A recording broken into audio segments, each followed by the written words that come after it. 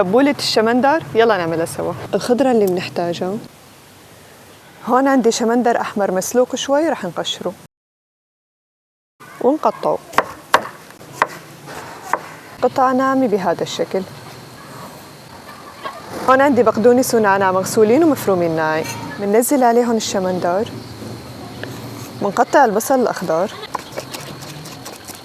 وبنضيفه، برغل ناعم منقوع، رمان، عصير ليمون، ملح وزيت زيتون، ونخلط. الألوان بتجنن وتبولة صحية ومفيدة. بسم الله.